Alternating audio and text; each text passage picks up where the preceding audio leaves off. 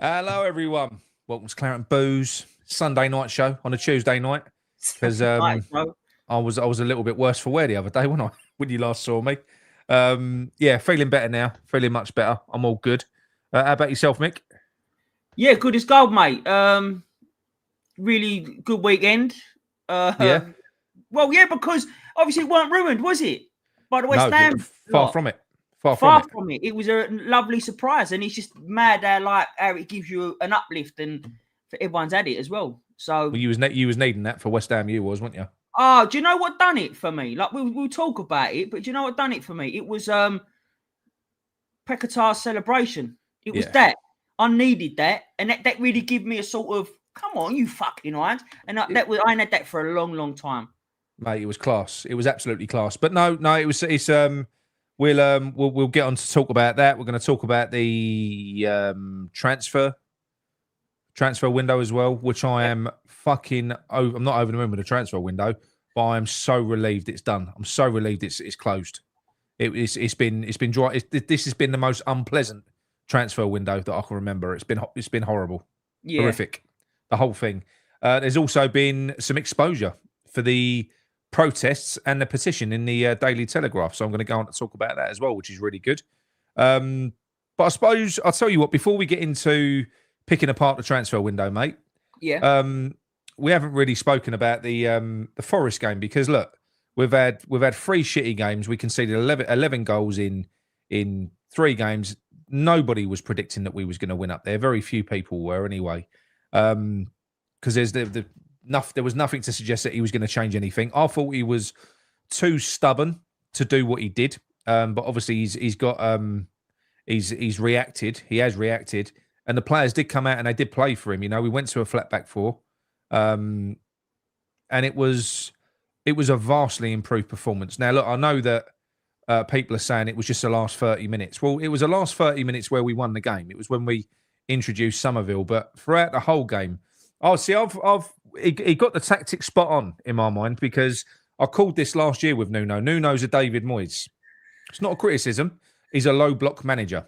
They're a great counter-attacking outfit. If you have a look at when Nottingham Forest were at their pomp last year, they was winning games with 20%, 30% possession.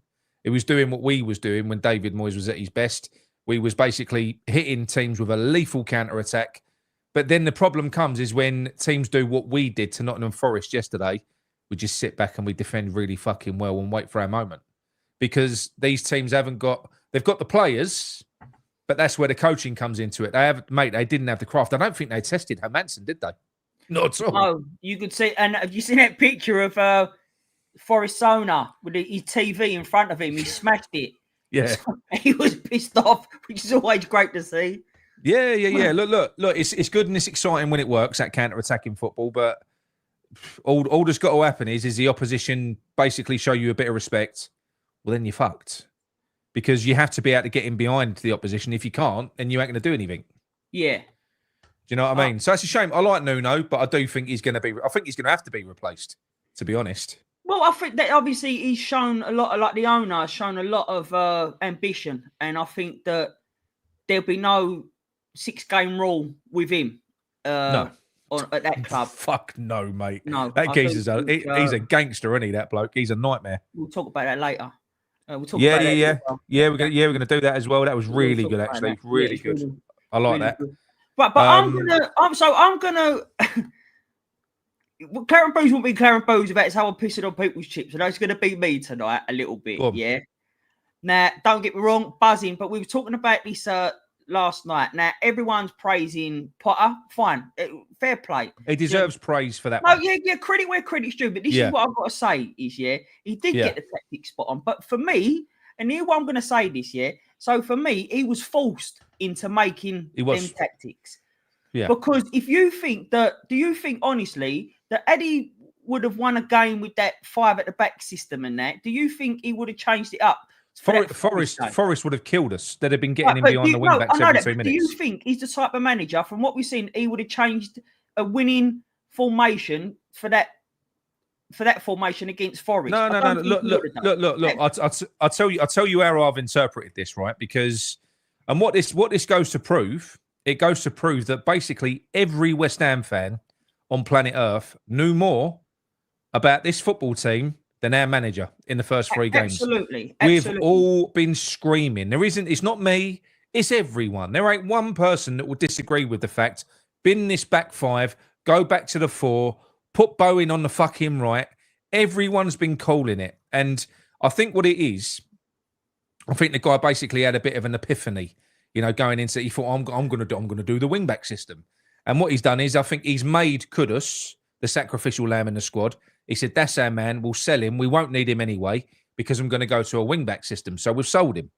And we've gone out and we bought a wing-back who looks like he's going to be quite a decent fullback as well in Diouf, luckily for him. And I just feel like maybe he felt like he had to try and persist with it because this was his master plan from the summer. I think that's what it is.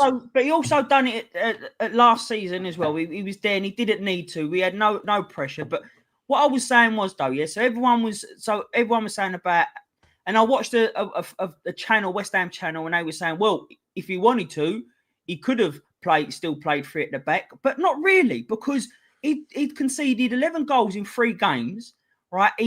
For me, he was forced into that change, all right, but he still changed it, fine. Now, the next bit for me, where he didn't get it right, is that he still chose James Ward-Prowse and Souček in the midfield. He had better options. He has got better options, even in pots, just even one of them, but not both of them. So for me, he still got it a bit wrong. It was so much better. It was so much better that we could carry both Souček and James Ward-Prowse in that team. Absolutely. That was Paqueta and Fernandes having a lovely time together. They was in sync with each other. Paqueta needed that. We needed that. So that was great to see. Don't get me wrong. But now is the time for James Ward-Prowse and or Souček to be dropped out of that team. I mean, look. For me, even more than personnel, even more than Souček and James Ward-Prowse, it's that wing-back system. Now, look, I'm not being funny. The alarm bell should have been rung when we played Bournemouth. I know we beat them, but they only played us for 20 minutes. That first 20 minutes, mate, they could have been 5-0 up.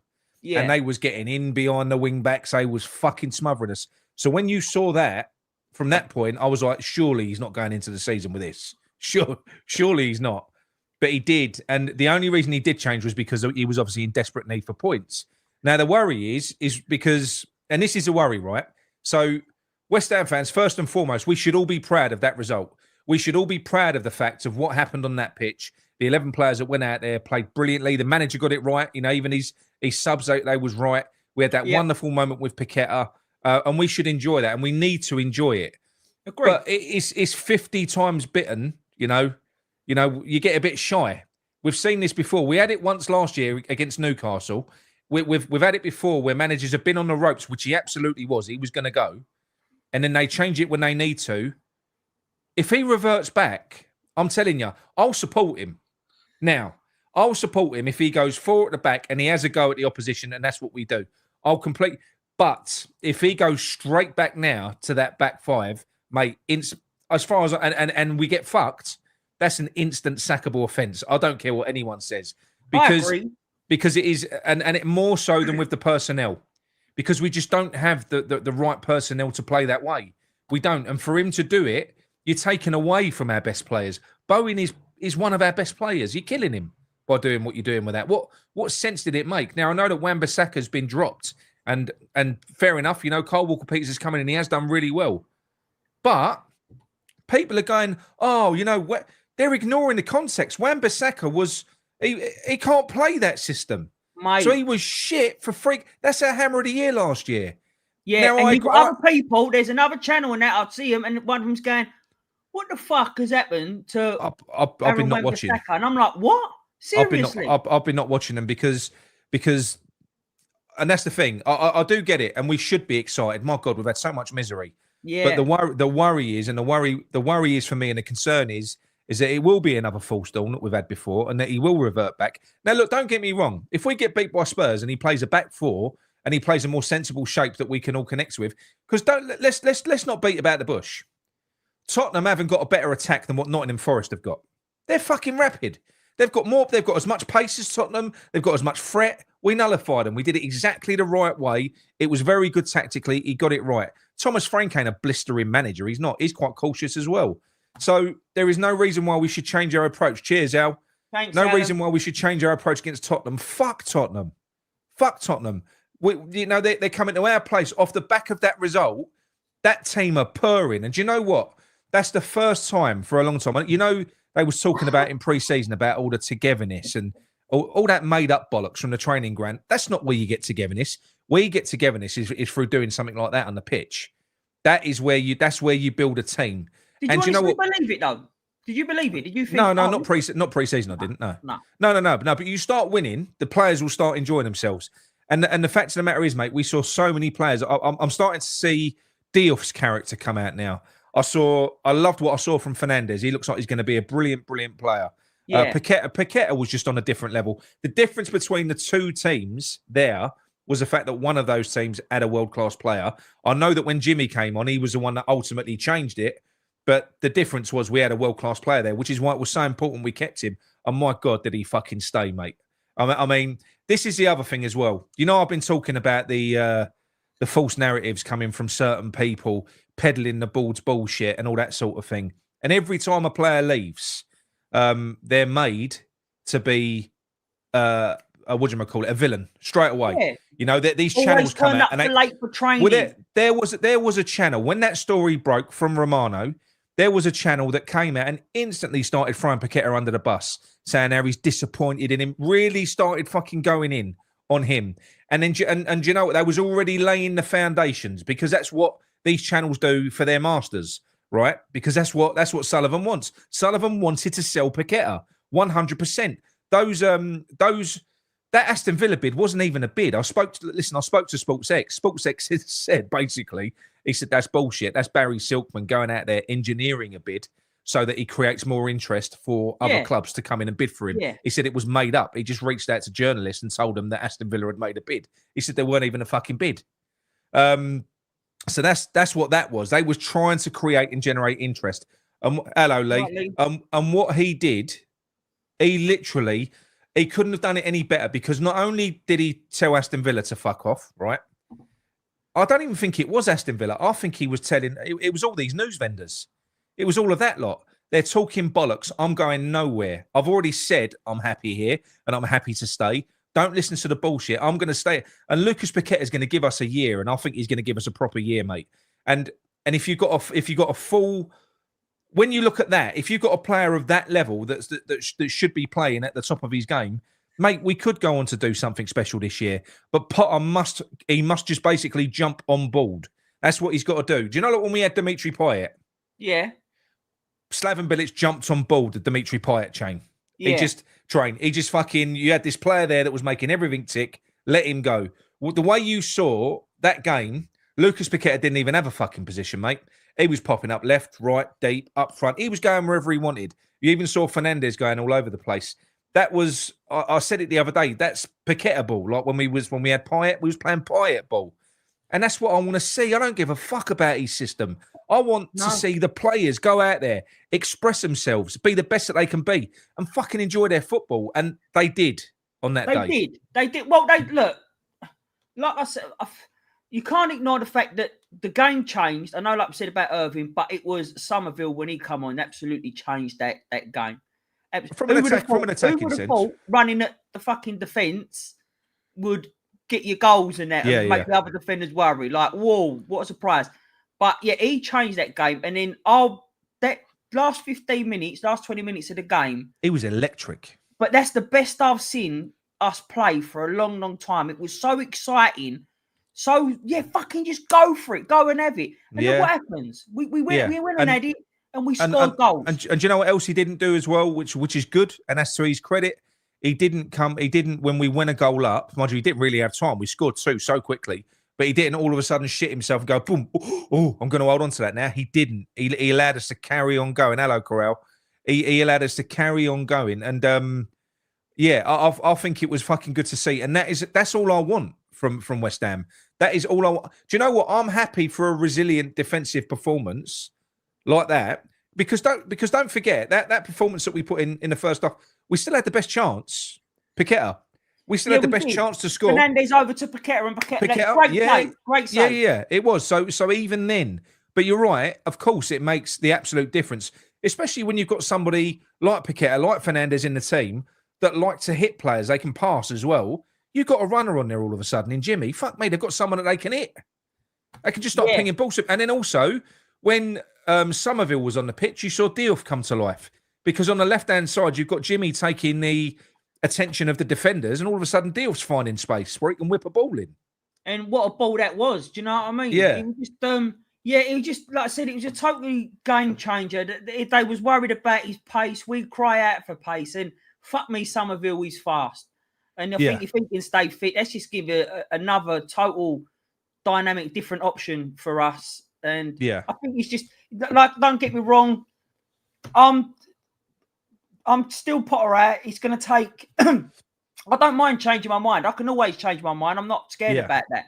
I'm not stubborn, but it needs to be a prolonged period. I'm not going to get overexcited when it's one game. I'm the same with you. But what I'm saying is, I've always said this, apart from one man who I just couldn't stand in the end. But I don't give a fuck who is in the dugout, providing they are giving us that. They're basically putting the right team on the pitch, even though he didn't have exactly the right team, as you said earlier on. But it was good enough. He had a good team on the pitch. They weren't shackled. They weren't constrained to a system. They was given freedom to go out and play. As long as the manager's doing that, I don't really care who's in the fucking dugout. The second I'm going to have a problem for me is going to be if he reverts back. Cheers, mate. Thank you. It's going to be if he reverts back. If he reverts back, mate, then as far as I'm concerned, that's him done. For me, forever. Forever. I don't know why you would. I've got a feeling he will, but I think that's just because of what we've seen from Potter. I've got no faith in him. I'm gonna think that he's. Look, it depends what he's more interested in. You know, is he more interested in winning the Potter way, or does he just want to be a successful manager? You know, with a team that are fucking winning and enjoying themselves. What does he want? I'd like to think that he must have learned, right, that if it goes wrong for him at West Ham, which it clearly is, it very much is, but this is his last roll of the dice. If it goes wrong at West Ham, I think he's fucked for another job because he fucked Chelsea up, really, and West Ham, his win percentage in that is terrible. I think he'll struggle to get another job. I think if it goes to shit for him. No, 100%. No one would be fucking employing him again. You'd be mad to. But like I said to you, I think he's quite privileged with the squad that he's got at the moment. I do still think there's gaps. Which is even more the reason why you've got to play a more conventional system. Don't go doing anything too fucking fancy, Dan. Just play a conventional system and rely on the best players that you've got to create chances, make things happen, and win games. It's as simple as that. Don't confuse the situation. We haven't got world-class players anywhere in the back line, really. Kyle Walker-Peters is decent. Diouf's decent. They're decent, these players. They are not the best wing-backs and full-backs in the world. They're not great. No. None of our centre-backs are great. None of them are. Gal. Cheers, Gal. None of our centre-backs are great. And our goalkeeper needs protecting. Yeah, well, of course he needs protecting. But, he needs that. But I do think, look, you know what? I've got a feeling that I don't think he'll start Somerville. And do you know what? If that's the impact he makes from the bench, I'm okay with that. I'm happy. I'm happy with him coming on against tired legs. For me, he just can't start James Ward-Prowse. I see some channels really sort of half praising him up, saying he always gives it his all and he always runs. Well, I'm sorry, but if that's him giving his all, he's always nowhere fucking near good enough. I ain't seen him make one. How many dead ball situations has he had for us? Mate, and I can't see you can't carry a player for a set piece. We said this the other day, right? Fucking Dimitri Payet, he's 37. He's available on a free transfer. If you want to carry a player for a set piece, let's go and sign him and just put him on the pitch for a set piece. Fuck me. Do you know what I mean? You can't carry a midfielder for a set piece threat. You just can't. It was like, and they can all take them, mate. Bowen can take a good set piece as well. Diouf can take an half decent set piece. Look, none of them are going to be worse than James Ward-Prowse. And I know they keep saying about he's a dead ball specialist. Maybe mate, he was, but he fucking ain't been for us. That myth's got to be. It's got to be quashed now. It's got to be quashed now. I can't see it. I mean, I just think that he can't play. If you're going to play one of the two out of them, it's got to be Souček for me. Ideally, neither of them, because I do think that they was wasted in that setup. of Potters. I do. Yeah. I think that there was better players to. I mean, I would have loved to have seen Potts. Everyone would have done. And I don't think. I'd say I know that he would never have been worse than James Ward-Prowse. Mate, I still want to see. I want to see Potts. If you're playing with Paqueta, Fernandez, Souček, and James Ward-Prowse, why can't Souček and James Ward-Prowse be Potts and Magessa?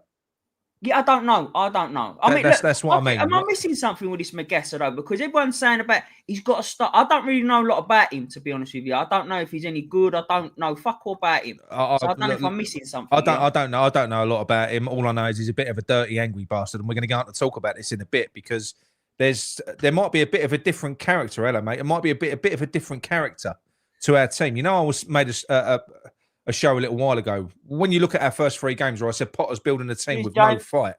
Cheers, mate. Thank you. Yeah, I don't know. I hope so, mate. We all hope that. Because don't forget as well, mate. Do you know what? Don't forget, right? As fast as Somerville is, and he is rapid. The fastest player that we've got is Guilherme. He's still to come back. So imagine for a moment, like say like it's late in the game, like the last 20 minutes.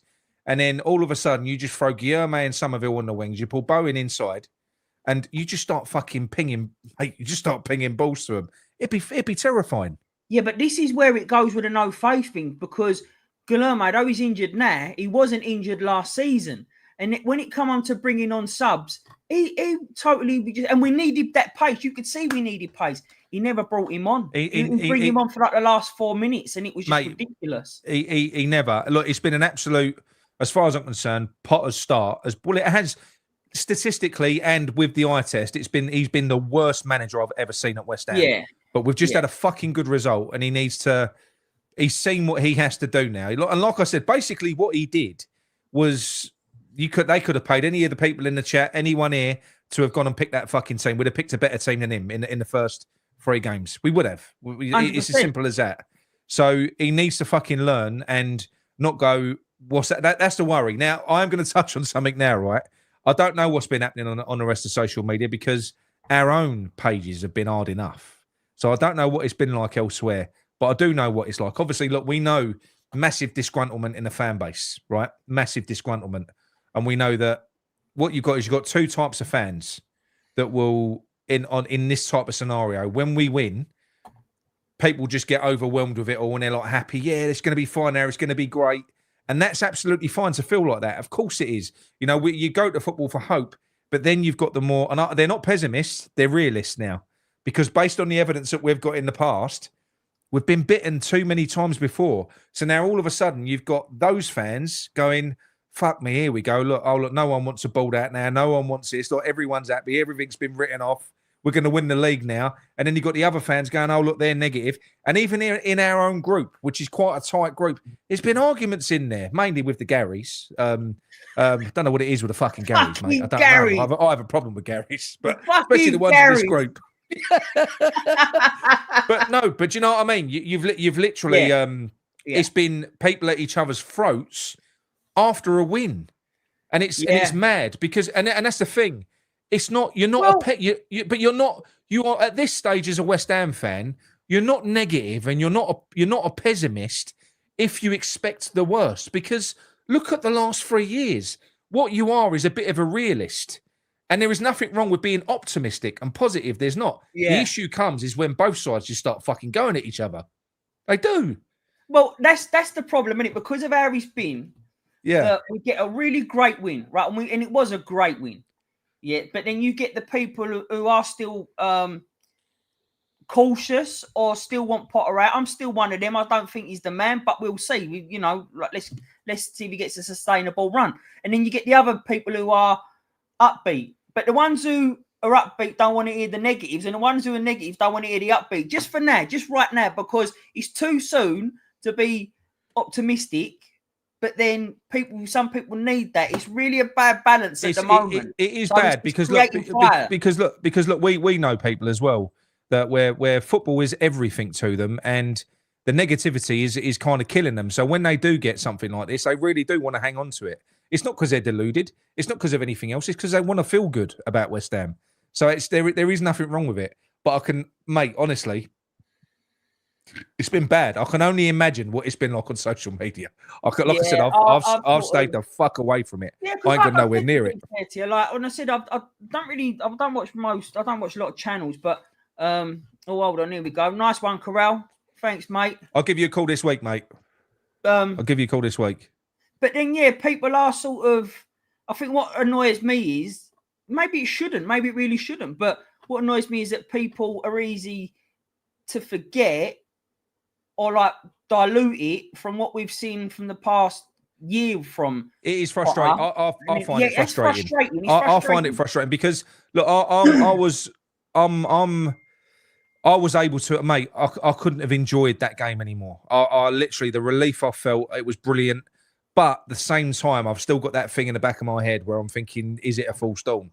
You know, and like you said, I need proof. I need a sustained period of I was saying on the chat last night. That's all it is. I was saying on the chat last night with Alan and Mikey and Charlie, and I was just saying that the same thing for me. I need a run of 8-9 games for it to be good football, entertaining football, for me to go, well, okay, now he is changing his tune. Let's give him the chance. But he showed previously to not have that faith that he's going to do that. I genuinely believe that he's going to go back to that back five against Spurs. But it would be unforgivable though, mate, because you saw because the football that we played there, particularly the glimpse that we got at the end, mate. If we play anything like that, but if we play anything like that, moving in at home, mate, it will even improve the home atmosphere.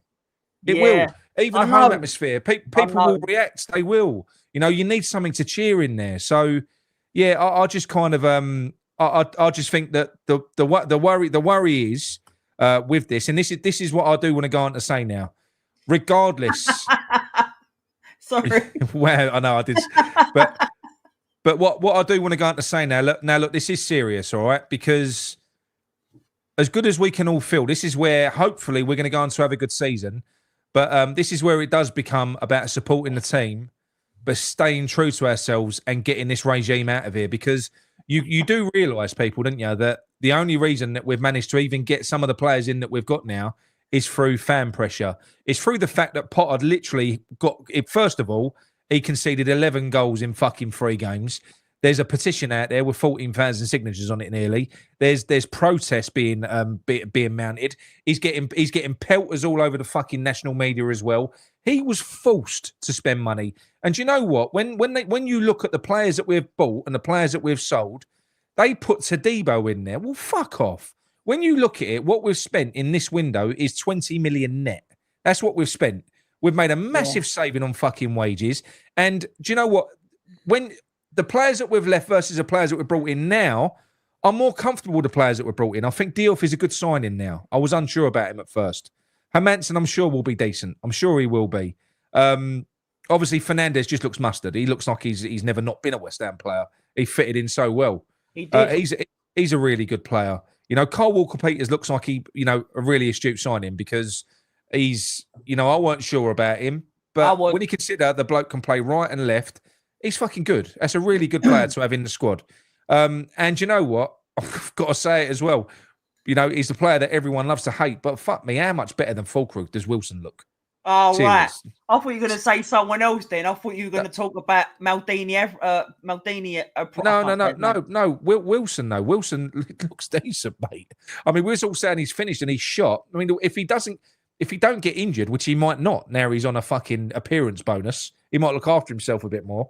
Mate, he ain't even slow. I thought he ain't slow. He's got great feet. He's sharp. He's a greedy cunt. I mean, that goal that he ruined, Bowen's goal, where Bowen sort of almost done a pie and he really, really is hungry. So, no, I don't think we've got enough strength and depth everywhere. Like I said, I think we're weak in defence, and we are still, even with Wilson and Fulkrug, we're weak up front.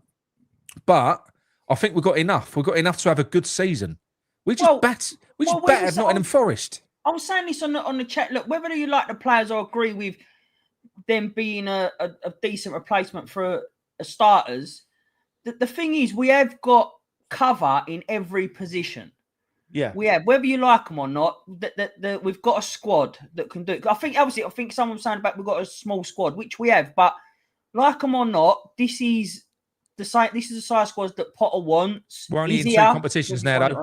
League and FA Cup. That's all we're in.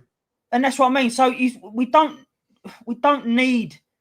I think we need a better quality of player, absolutely. But they're there. They're there to be replaced. We've got enough to want. As long as he sticks with just the 2. Just going to address this. Why would I be eating humble pie, Ray of Hope? I think you'll find it was Graham Potter that finished off that pie by going back to a back 4. Would you not agree, Mick? I mean, don't get me wrong. I don't pass up pie. If there's any left, I'll have some. Listen.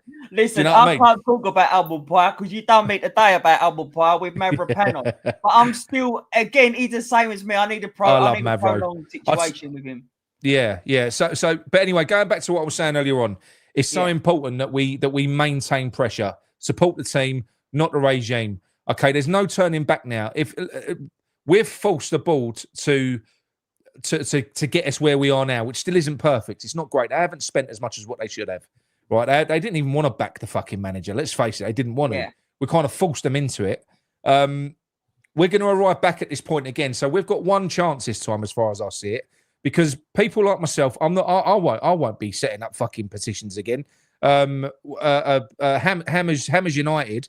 If they don't get a good turnout and people don't do this, you'll never see it again. So if this doesn't work, if people don't force these people out now, then I'm sorry, this will be the beginning of the end for West Ham. And I mean that because there won't be another supporters group that goes out and even bothers to get a protest movement going ever again. Right, and we will arrive back at the same point in a miserable situation with this board. We will. It will happen again. Rightly, do you remember the one from before Burnley and that we was going to do the big protest and everything, but then COVID hit, and then it sort of we got good in COVID, so then it sort of diluted down and all forgotten about. But then look what happened after that. Then we're in this situation now, so we can't afford, just because we won a game, even if we go on to win 5 games, 6 games in a row, we can't afford to drop that momentum of getting the ball out, at least letting them know how we feel about them, and we definitely do want them out, because it just go back again. It'd be like another broken record. Mate, like I said to you, this is our last chance saloon of getting these people out, because if you say Sullivan will peg it one day, which he will, he'll just pass it to his sons, and they're no better. And so we'll be stuck with it. We'll be stuck with these people forever. We've got momentum now, and do you know what's going to be powerful? What's going to be powerful is West Ham fans not being a fickle bunch of idiots.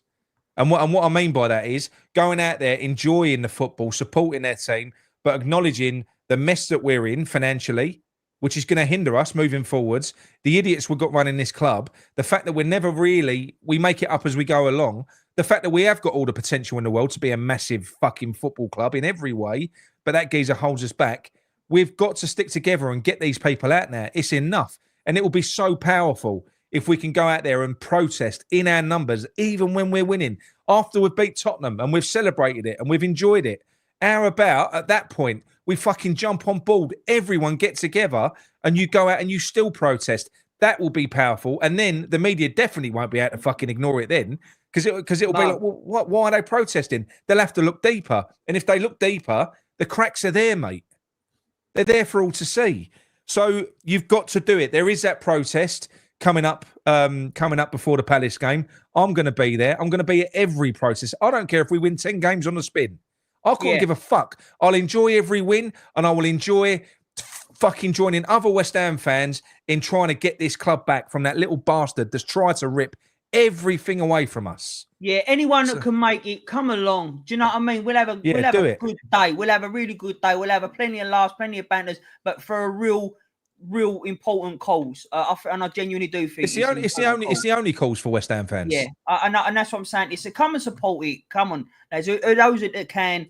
We'll see you down there. Do you know what I mean? All day long. Yeah. And then obviously there's another one going about the Brentford boycott, which other people are going to do. But let's get this one done first with the Palace. Well, this is some really good news, right? So obviously trying to get media coverage of anything like this is quite difficult.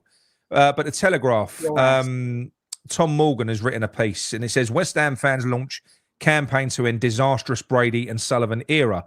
All right, and it goes on to say supporters group warn club are dying a slow death and plans to protest before the Crystal Palace match, and then boycott against Brentford.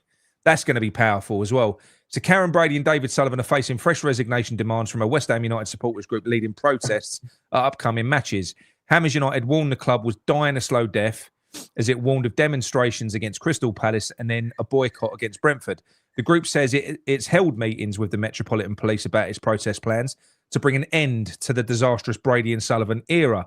Plans to protest appear to have moved quickly.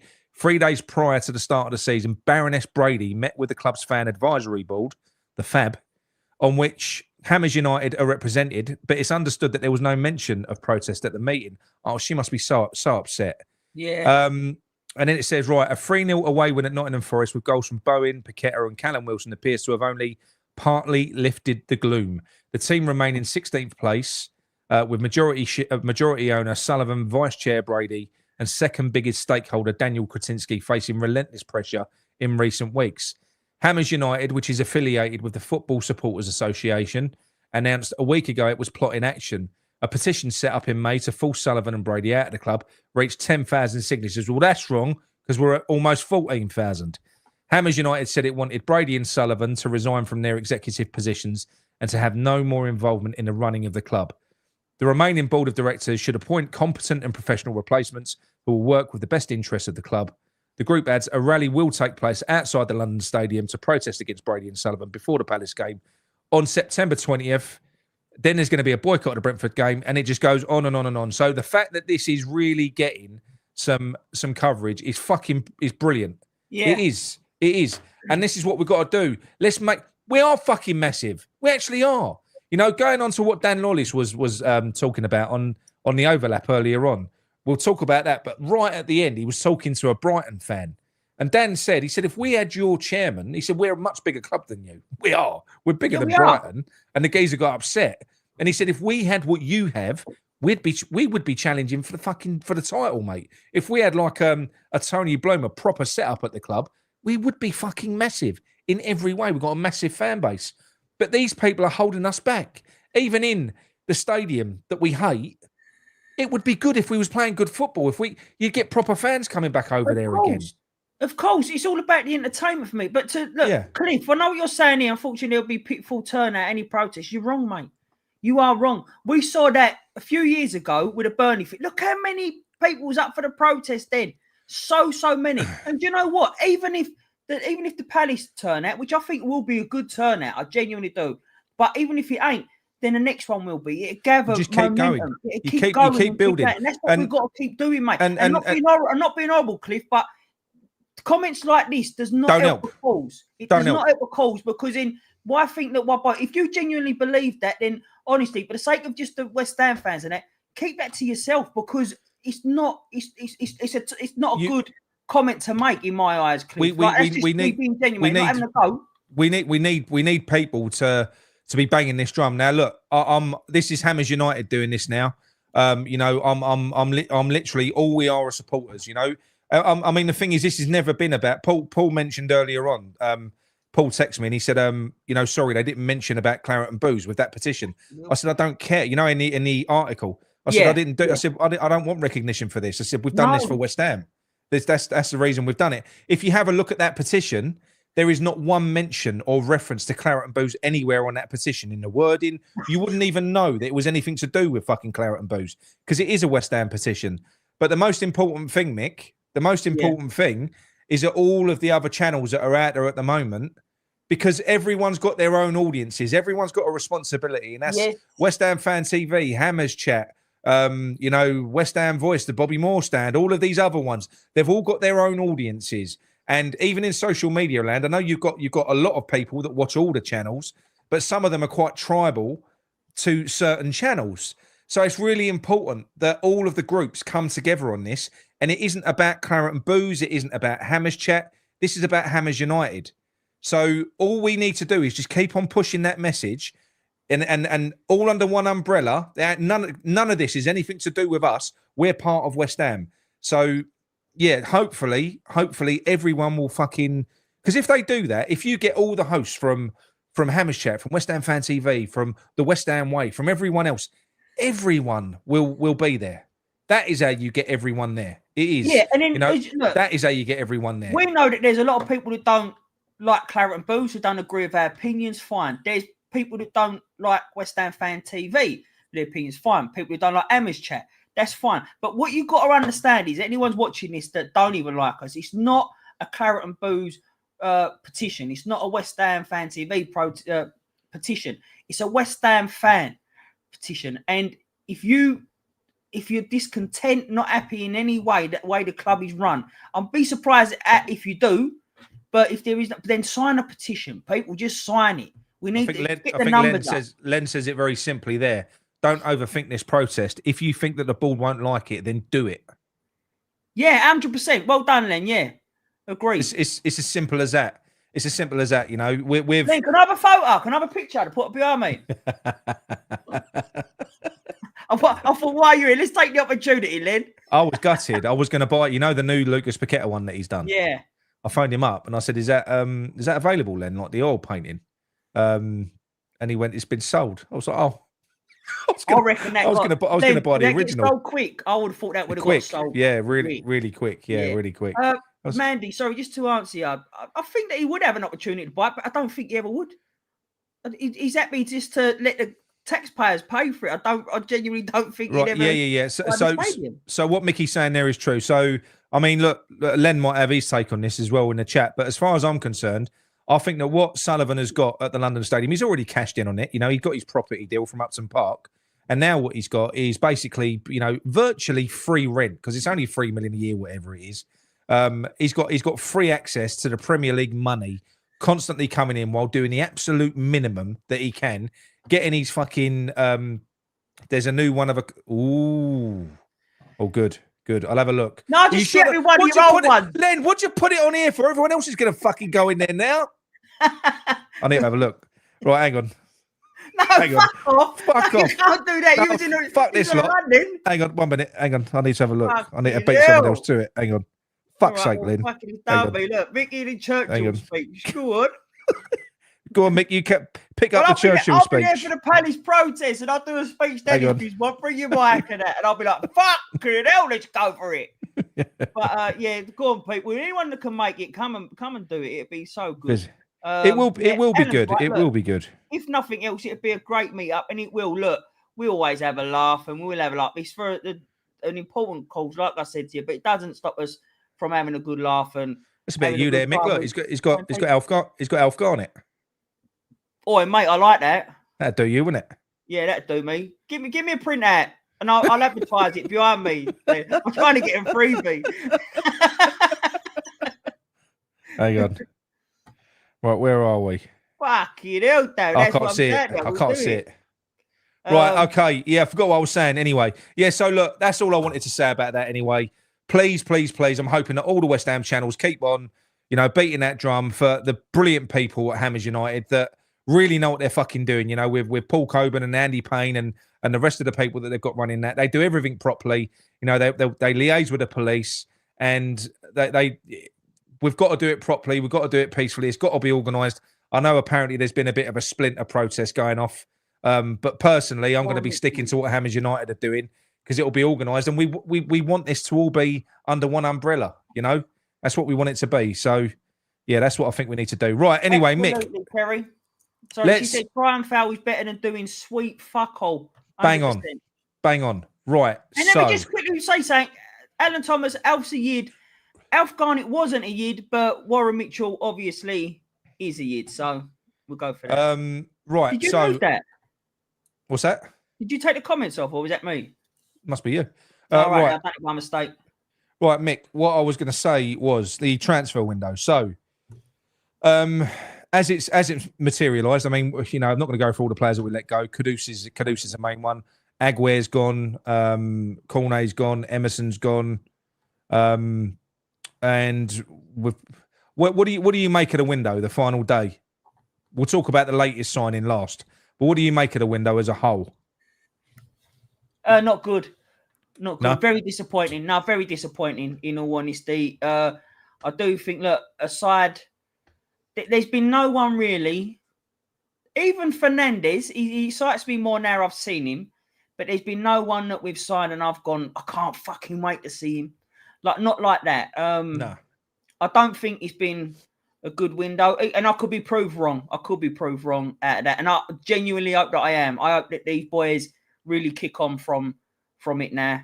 I think what they've done. I think what they've done is, I suppose you take the positives out of it. They've definitely lowered the average age of the squad now. So if you look at what they've done, we've gone out. We've got a goalkeeper who's 25 now, which is quite young for a keeper.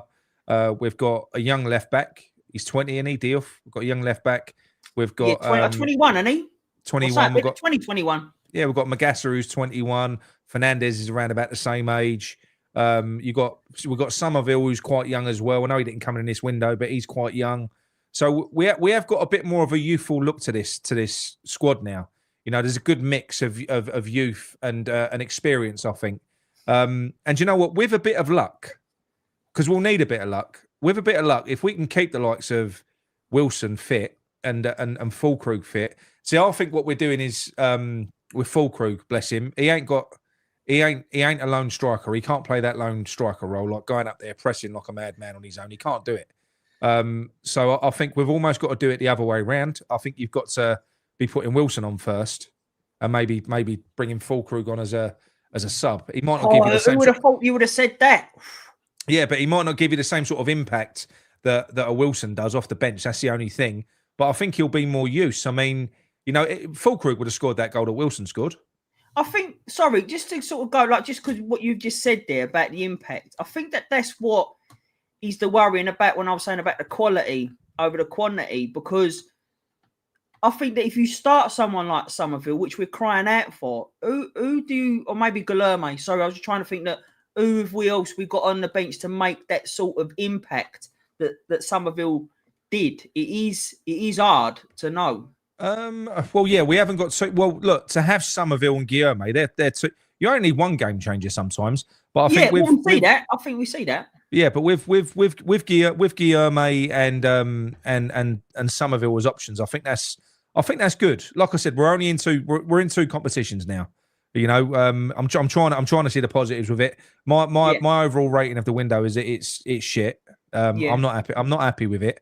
But at the same time, and the reason I say it's shit is because we could have been in such a better place. Do I think we've got the same kind of overall level? In some areas, we're a little bit stronger, I suppose. But in others, I don't feel like we are. So I don't think we've overly improved. I just think that we can get more out of this team, like we could have last year, Mick, by just playing football in a more sensible way, a less complex way, a more conventional system. You know, how much better did the back four look when, you know, they've each got their job? You know, a back three is more confusing. Anyone who's played centre back before, you know, I've coached football as well, and it's a fucking mate. They get confused if you go from a back two to a back three. All of a sudden, they start losing where they're supposed to be. It gets more fucking confusing. If it's almost zonal. If you got right back, centre back, left back, then people know their jobs. You've got the two, you know, I suppose shielding midfielders, and that just allows you've got perfect balance. In you've got the 10, you've got the two wide players, you've got the forward. It's not too defence heavy. I don't ever want to see us. It's no disrespect. It's not fucking rocket science, is it? Like, we see that. It shouldn't be rocket science. No, and I don't know if it's like I don't know if it is a stubbornness thing or it was to think that all the fans and anyone else could see that five at the back wasn't working. But is it a case of I'm the professional here, I'm the manager, I know better than you, and I'm going to prove it? But it didn't. Is it a case? I don't know if it is that case. I think they're system obsessed managers. So if you go back to like the old school managers, the Harry Redknapps, right? They're basically what they do. Do you think Harry Redknapp ever got a tactics balled out? I don't think he fucking did. You know, no, he got the racing times out. He wasn't fucking worried about a technique ball, mate. What you do is you go out, you pick the best fucking team, you motivate them, and then you tell your defenders to defend and your attackers to attack and your midfielders to be midfielders. And look, I know it's a little bit more technical than that, but ultimately, the last time I enjoyed football. Like really enjoyed it. The football that we was playing was under Bilic, and I do think that that Bilic was like that. He was like Harry Redknapp-esque.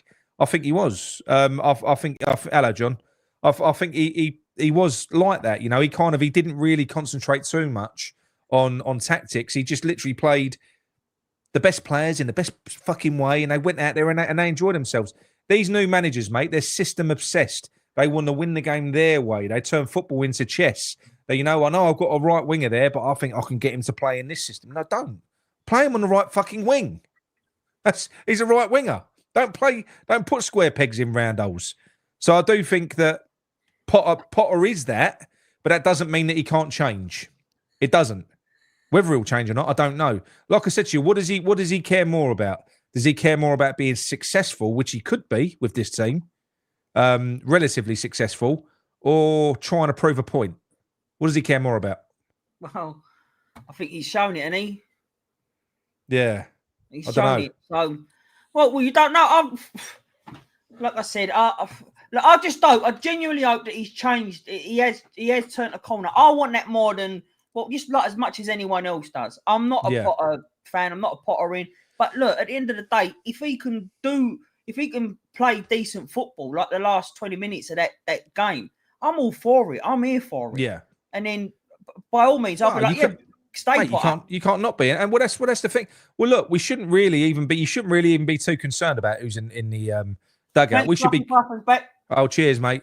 We should care about the we should care about who's on the pitch, not who's in the dugout.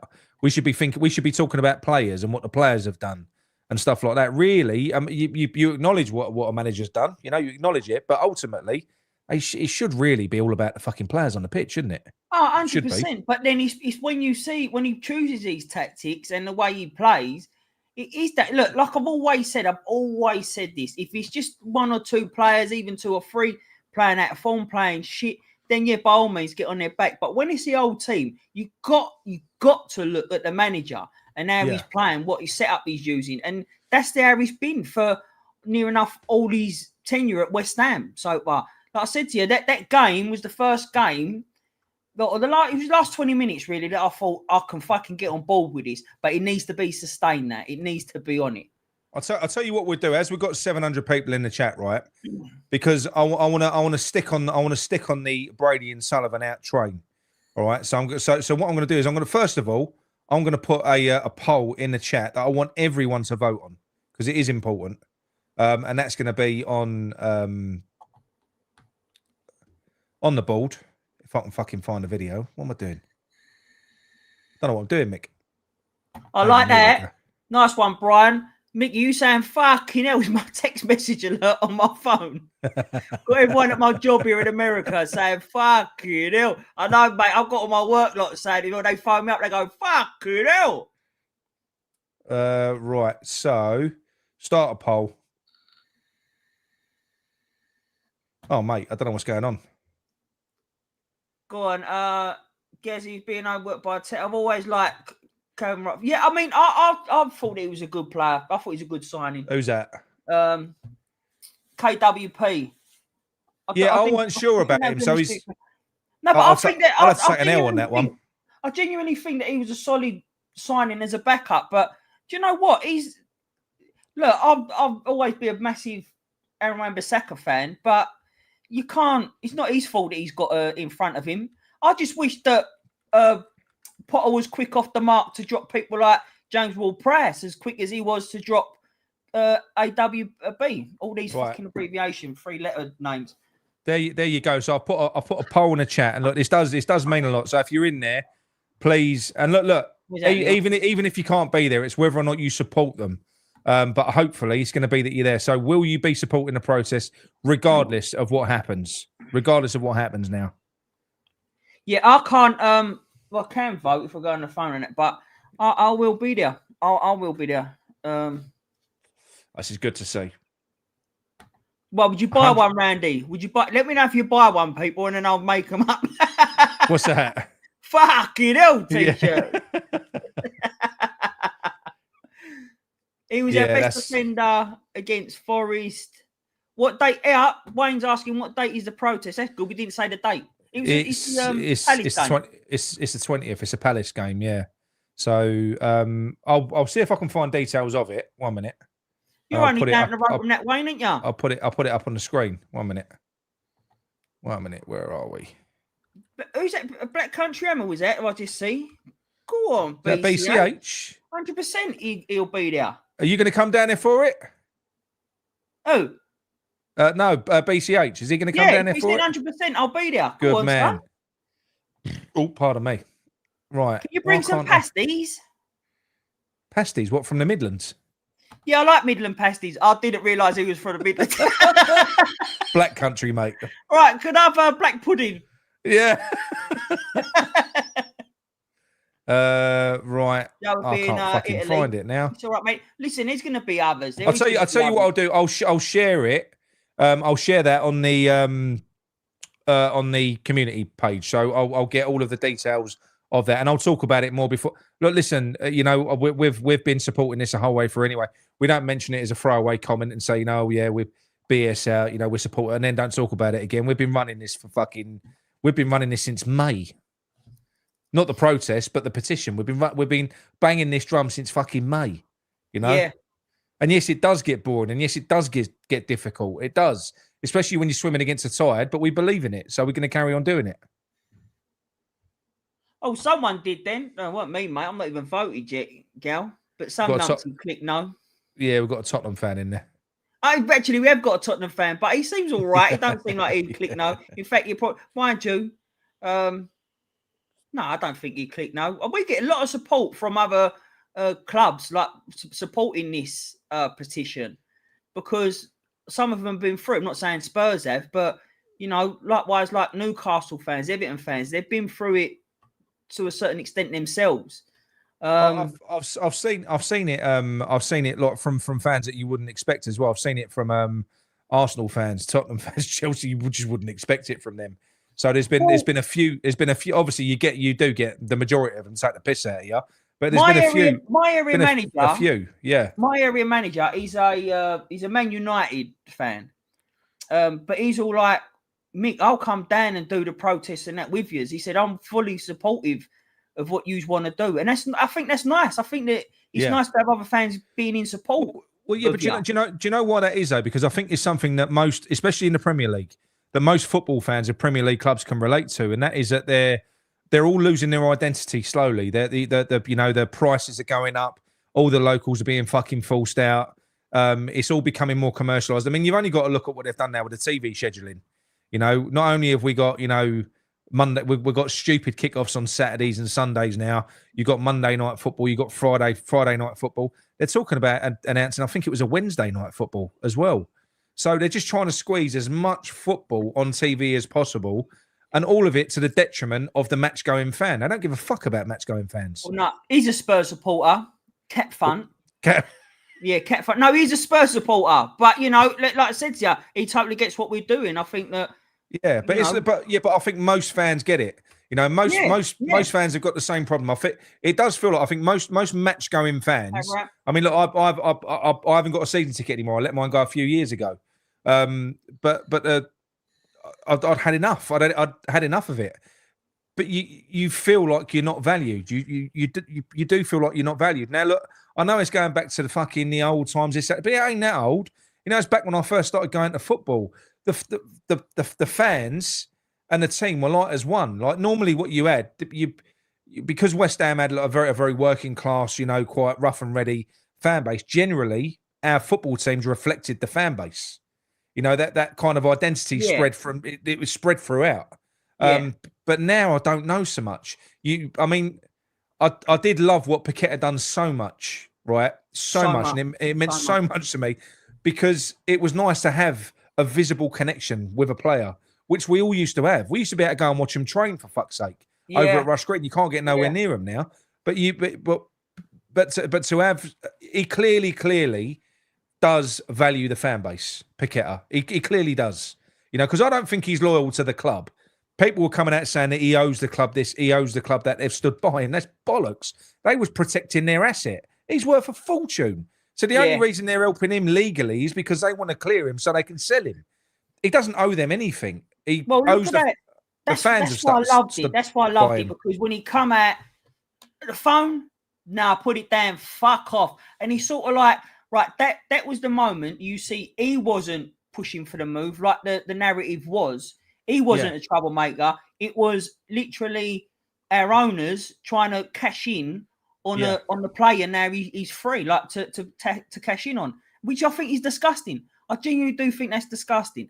And sorry, when people are going to have difference of opinions. Unfortunately, there are going to be a certain group of fans that are too scared and worried of what could possibly be if Sullivan is removed and Brady isn't there and that. And some of them do support him. I get it. It's a minority, but there is always going to be. I can't get it myself. Mate, there's a few of them, right? And I'm going to say this now. Either you are unaware. I'm not going to go into it because it's fucking. Well, I've said it all before. I've talked about liable. Oh God. But I'm not going to go into why. But the fact of the matter is, if you know who these people are, just for that reason alone, you shouldn't want them anything to do with this fucking club. Yeah, just for that reason. That's without what they've done to us for the last 50. That's without what they've done to us for the last 15 years. So, as far as I'm concerned, you're lacking a little bit of a moral compass. Because when it comes to if they know about it, but if they wasn't to know about it, then okay, but then they're going to have a rude awakening. Yeah, when it does come out and it's going to be fucked. If they do know, then that just tells me they'd support. Of course, support Jimmy Savile as long as he was putting money into the club. That's one way of putting it. Yeah, that's one way of putting it. Well, this is what I mean. So how far do you want to go with it? You either care or you don't. And I'm not making direct comparisons between Sullivan and I'm just making a point. That's all. Just making a point. Yeah, it is. Yeah. Now then. Right. Okay. So, Mick, have you got anything else that you would like to talk about? And I'll tell you what we'll do. We'll go to a little QA bit. You can throw some points up with a Q that you would like us to discuss, people. Yeah, Mickey can star them. Mickey can star them, and then we'll talk about it. But is there anything else that you want to talk about? Moving, sort of looking ahead to the Tottenham game. I hate an international break, and especially after that win, we wanted to carry on. Now I wanted to carry that on.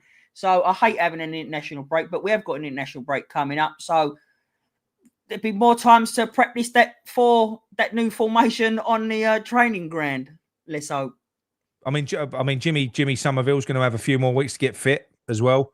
Hopefully, he'll be good to start. Although, like I said before, I'm quite happy with him being an impact player for the moment. If that's going to be the outcome, what worries me though. But then again, I try not to think about this. But if we was to go 1-0 down and that, then you sort of like, why didn't we start Somerville from the start? Because then you're always chasing the game. But you know. Yeah, well, what I will say, people, that's actually not bad because you'll be surprised the amount of people watching their tellies. Yeah, they put our big faces on their TVs.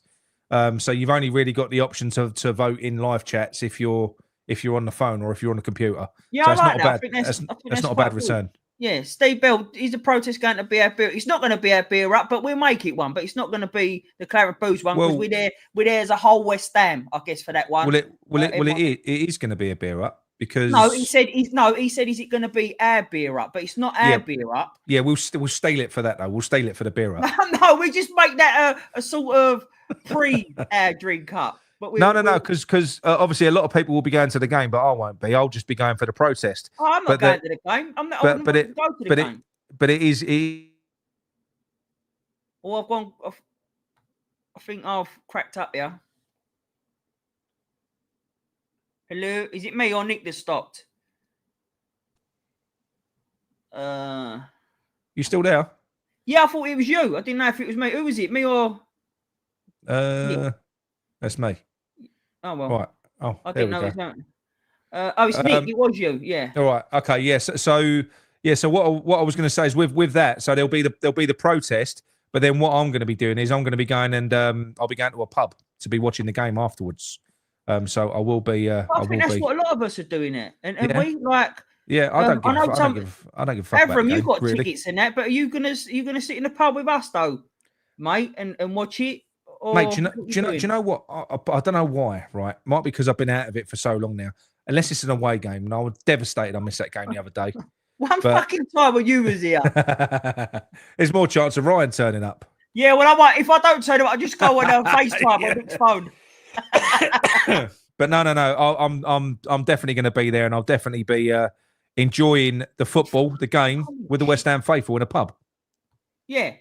Yeah. So, right, is there any more questions? No, not really. Is there not? No, a lot of them are just sort of saying like he's sort of like, is there any James Ward-Prowse fans You got one there. Look, do you think Potter's seen the light, Mickey? Yes or no? Well, no, I think we discussed that though. To be honest with you, Green Badge, time will tell. I hope so. I think that he'd be deluded if he's not seen the light and sticks with what he's done now. But I'm not overly convinced yet. I think he's seen the light, and I think he knew where the light was because he knew what to do to save his job. It's whether or not he's going to ignore the light and carry on down a dark tunnel to try and prove to Sullivan that his magic system works. Right, Joe Blogs. Can we knock down the flats and rebuild the Boleyn? No, unfortunately, I would. But no. Where's that fucking one that you just deleted? I ain't deleted one. Lee. Licking your ass like the goat. Look forward to meeting you, mate. Look forward to meeting you. Randy, Nick and Mickey, go on. How do you want us to set up against Spurs? I said we'll go to that in a minute. Go through the questions first. 1 minute. So, question: is there one fan on here that would start James Ward-Prowse? I don't think there is. I'll be amazed if there is. Just say so in the chat. I ain't doing a poll for him. Yeah, but that's why I asked this question, but I didn't do the thing. There's another question here if you really want all the questions, but one of them was, look, how can we put that out? Do you think Sullivan would die just to stop the protest? That's what I'm saying here. All right. All right, Randy. Right, how do I want us to start? How do I want us to start against Spurs?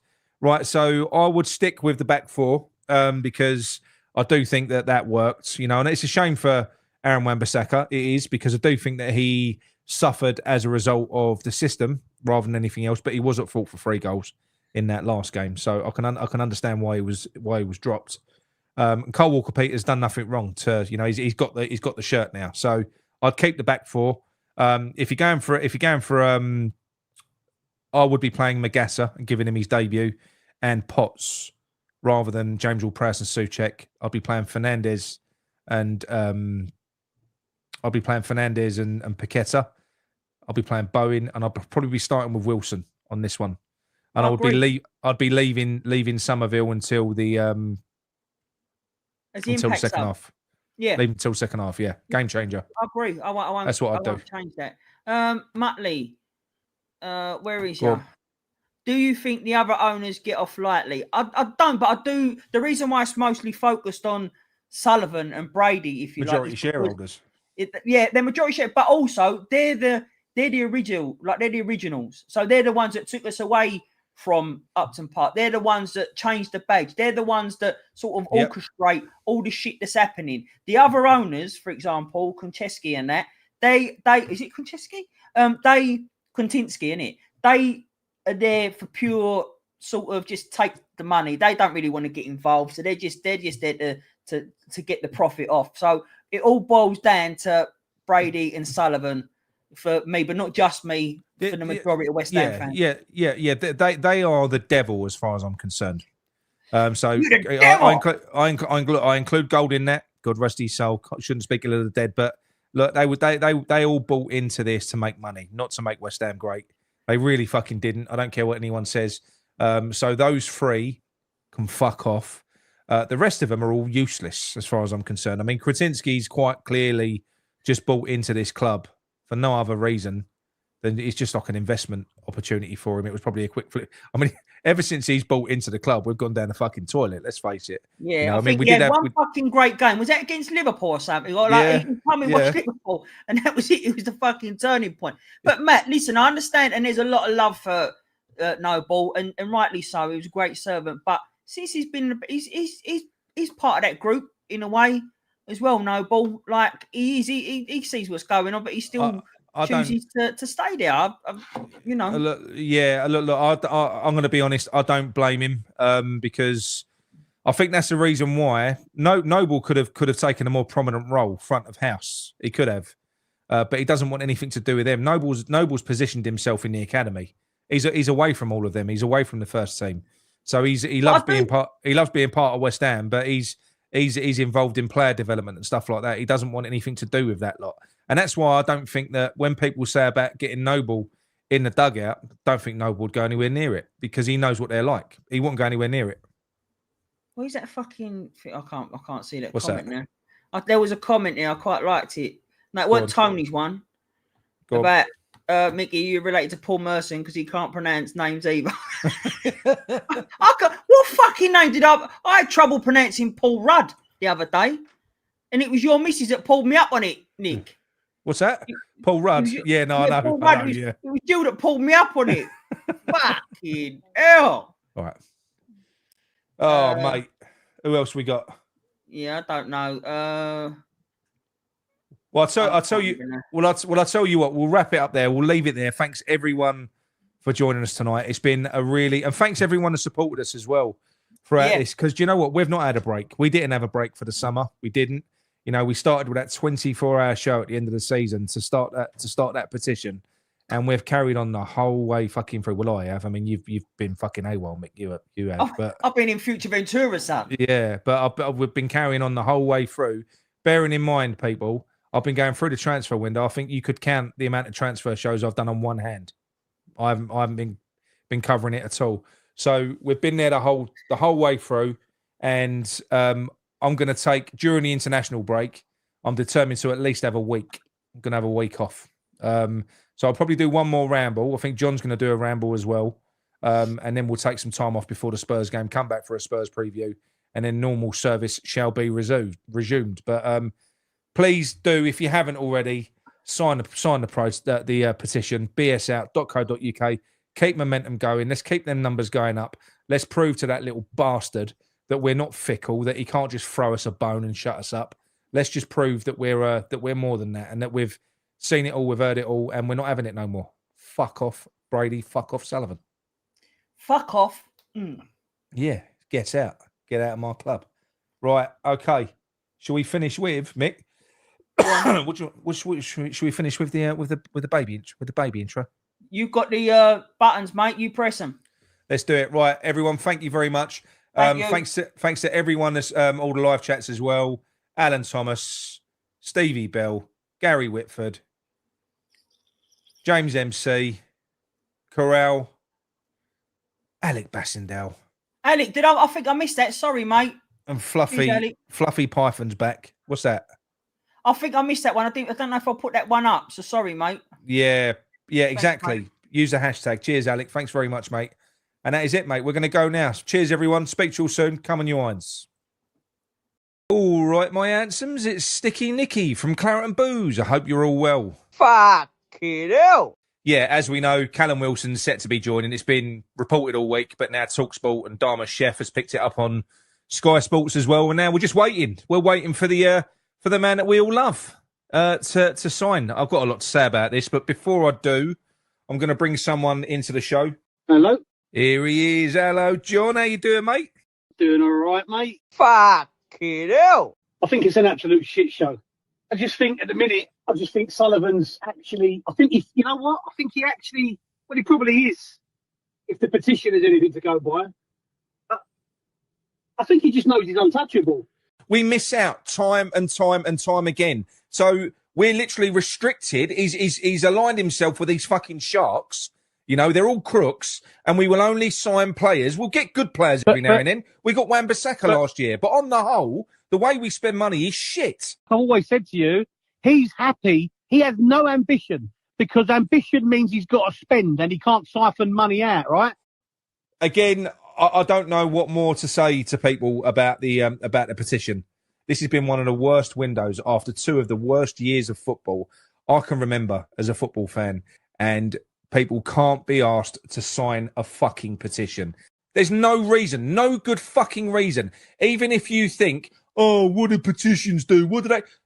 Find out. It takes 2 seconds. How stubborn have you got to be? We're helping ourselves here. You're not signing that to help me or help anyone else. This is your club. How much more do you want to take before you put your name on a petition that says, I want these cunts out, done, dusted? How much more are you going to let him take the piss out of us?